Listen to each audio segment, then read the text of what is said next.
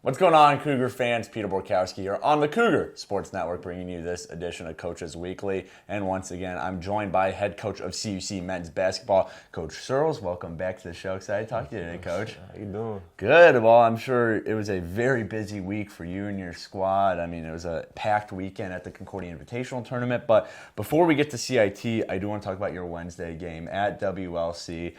I mean, you guys played a really great game, and obviously WLC kind of came away at the very, very tail end of it. They are the number 2 team in the conference, but I guess let's just start with the positives for your team. I mean, you were up by double digits on them. You were up until the last minute of the game, and despite the loss, I'm sure that was really, confident building for you and your squad to see that, hey, we can hang and even beat the number 2 team in the conference, even if the wheels kind of came away at the end. So can you just talk about what you guys kind of did in that game that put you in that position to start with? Because the first time you played WLC, I mean, they won by 20 points, so I'm sure there were a lot of signs of improvement in that second game. Yeah, I think coming into the game, we just changed our mindset. The first time we played them, we thought it was going to be a breeze, and they showed us that that was definitely not the case. Right. And so coming into this game, we knew we couldn't take them lightly, and we were going to have to set the tone from the beginning, and we did just that.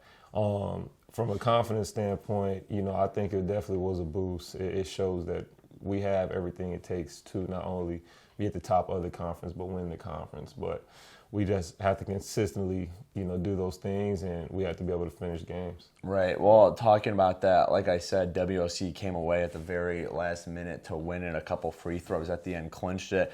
So what do you and your squad need to do to prevent that from happening again? So if you get in a tight game with that against a top-tier team like WOC or anyone in the NAC for that matter, what do you guys have to do a little bit differently so you can end up clinching wins like that?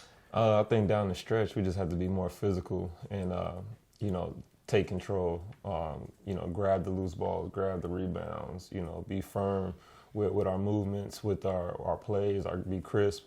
I think that's ultimately what it came down to. We left too much up for chance, loose balls, calls.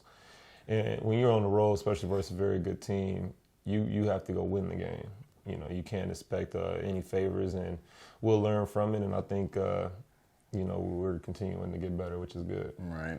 Well, before we look to the future of NAC play, let's talk about this weekend, the 71st Annual Concordia Invitational Tournament. You guys lost the Friday game to CU Dub, but you picked up the third-place win on Saturday against Concordia Ann Arbor. And can you just talk about kind of the experience of the weekend? I mean, they're kind of, a little stress-free games. They're all non-conference. They don't count towards that conference record. It's just a time to have fun, celebrate the Concordia tradition. So kind of just give us a recap of what this weekend was like for you and your squad. Yeah, I mean, it was pretty emotional. Given last year we could only go with half the team and, half of the rotation. Being that we had everybody available, everybody knew that the stakes were high. We had a team good enough that we thought to compete for the title.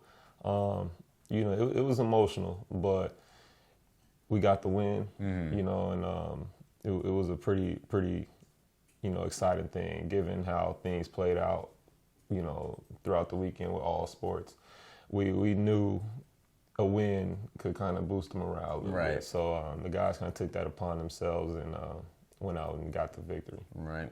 And getting a little special recognition on top of that was Emmanuel Wilson was named to the Concordia Invitational Tournament All-Tournament team at 36 points across the 2 games. And we've talked about Wilson before and his importance to the squad, but it seems like over the last couple of weeks especially, he's really come alive, not just as, that all-around player we talked about, but even just as a pure point scorer. I mean, he's constantly in the double digits now. And can you talk about just the growth that he's had? I mean, obviously, he's already a really good player, but even over the past couple of weeks where he's really taken another step forward, it seems, just kind of what he's been doing to get to that point and really be playing at an elite level, hitting the home stretch of the season. Yeah, Emmanuel's a hard worker, and he's very talented, and I think right now he's kind of getting that confidence back, that groove. And, I asked him to make a sacrifice for the team that I felt would benefit not only him, but the team. And, reduce his starting role to a 6-man role. Okay, so that way right. he can come in and focus on, scoring. And, it was a difficult decision, but he said he was willing to do it, and, he's bought in. And since then, he's done great. Right, on the way up. Yeah, so he's a hard worker. He's a selfless guy. He's a guy that's just wants to win. And when you're all in, you're bought in. I think good things eventually will come around and work in your favor. So I think big shout out to him. But I think all the work he's been putting in is just paying off. Definitely. Sure seems like it. Well, you're going to need him and the rest of the help you can get hitting the home stretch of the season. You guys just have 5 more games on the schedule. Starting tomorrow, Edgewood College comes to Concordia. And, you guys are kind of right on that playoff bubble. You're sitting at 7th right now in the NAC. What mindset do you need your guys to have hitting this home stretch of the season? Obviously, the playoffs are the goal. So what do your guys need to do mentally, on the court, off the court, whatever it may be, so you can play your best basketball of the season in these last 5 games and hopefully clinch that spot in the tournament? Yeah, well, the biggest thing is make sure that we're getting our treatment, our recovery, staying fresh, staying healthy.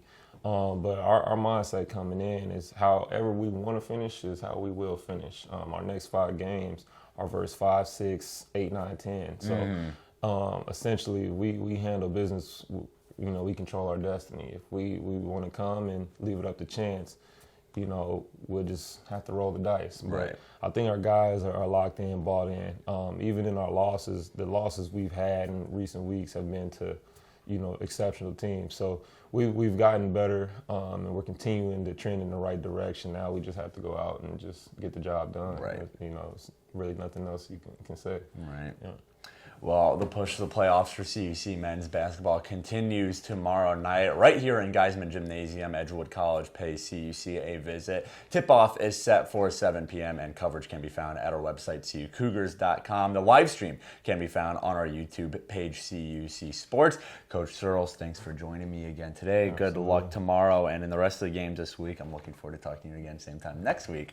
But until then, this is Peter Borkowski signing off of the Cougar Sports Network and wanting to say, as always, go Cougars!